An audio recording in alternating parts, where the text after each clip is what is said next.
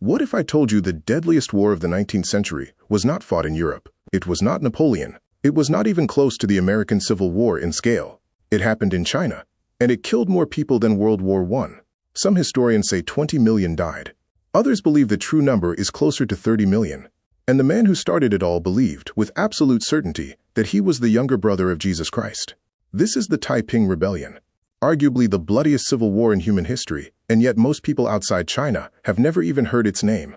Before we go further, hit that subscribe button, turn on notifications, and drop a like if you want more deep dives into history the world forgot. And I genuinely want to know, where in the world are you watching this from right now? Comment your country below, I read every single one.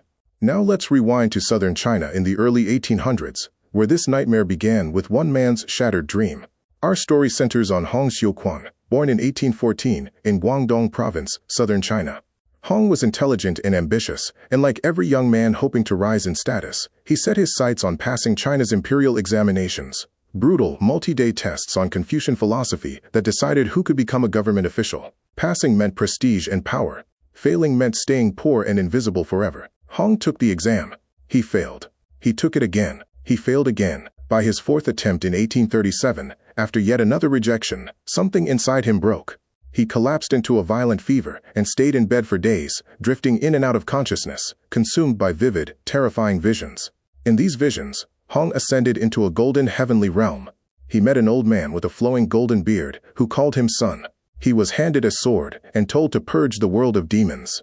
At the time, Hong had no way to understand these dreams, and once he recovered, he simply returned to ordinary life. But years later, he came across Christian missionary pamphlets translated into Chinese. Reading about God the Father and Jesus Christ, a chilling thought struck him. The golden-bearded man from his fever visions must have been God himself. If that were true, then Hong Xiuquan was not just a failed scholar. He was the literal younger brother of Jesus Christ, sent to earth on a divine mission. He began preaching this openly. And to everyone's shock, people started to listen. Hong founded a movement called the God-worshipping Society.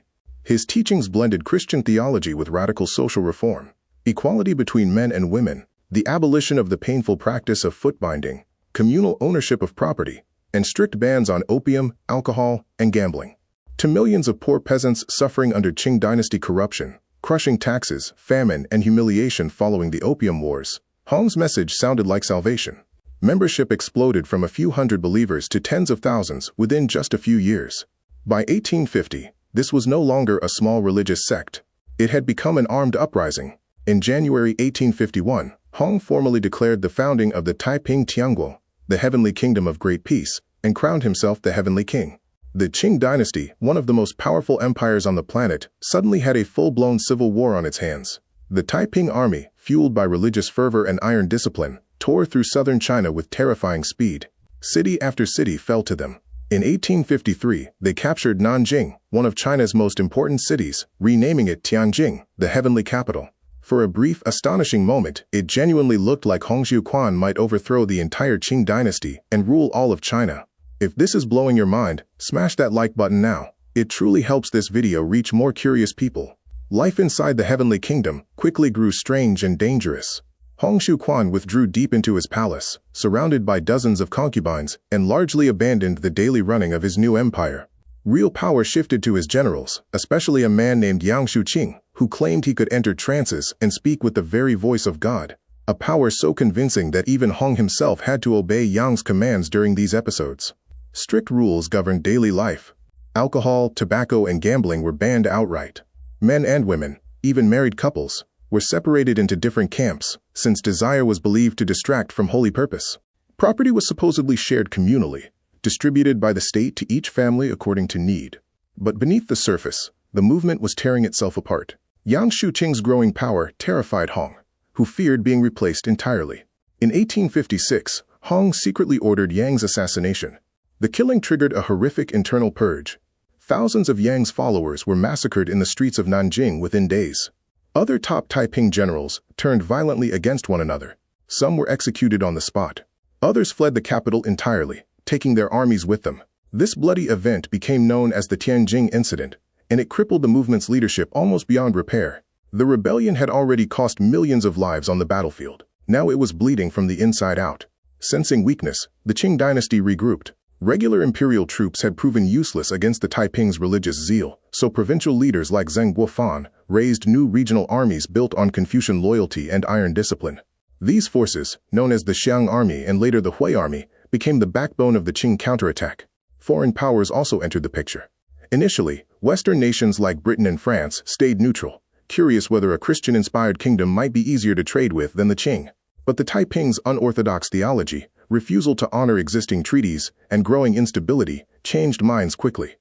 Eventually, foreign-officered mercenary forces, most famously the ever-victorious army, led by American adventurer Frederick Townsend Ward and later British officer Charles Gordon, joined the fight directly against the Taiping.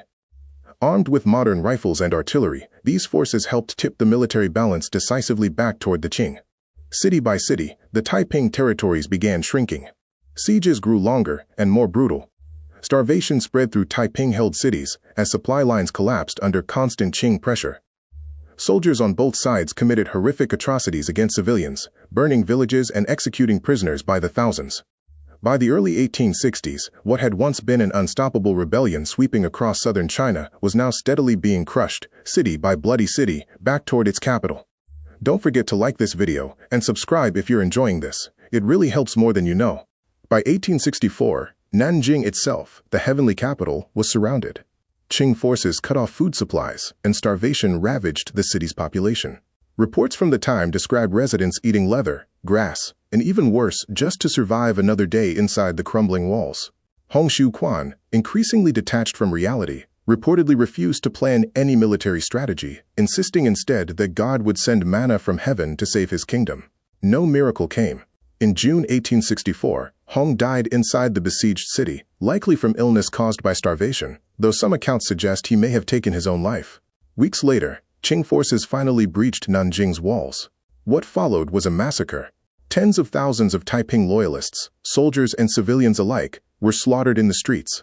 The city was set ablaze, and the heavenly kingdom of great peace, which had once controlled vast stretches of southern China and threatened to topple an empire, ceased to exist almost overnight. The rebellion officially ended in 1864, after 14 years of war. The death toll remains one of the highest of any conflict in human history, rivaling and by some estimates, surpassing the combined losses of World War I. Entire provinces were left depopulated. Farmland lay abandoned for a generation. The Qing Dynasty technically survived, but it never fully recovered its strength, staggering onward for another 50 years before finally collapsing in 1912. The Taiping Rebellion remains one of history's greatest what-ifs. What if Hong Xiuquan had passed his exams? What if his fever dreams had never happened? Millions might have lived. China's entire trajectory into the modern era might have looked completely different. Instead, one man's broken ambition spiraled into a war that reshaped a nation and killed tens of millions, and yet remains almost invisible in Western history books. If you learned something today, make sure you're subscribed, hit that like button, and follow this channel for more forgotten history from around the world. And one last time, tell me in the comments, what country are you watching from tonight? I love connecting with all of you across the globe. Thanks for watching, and I'll see you in the next one.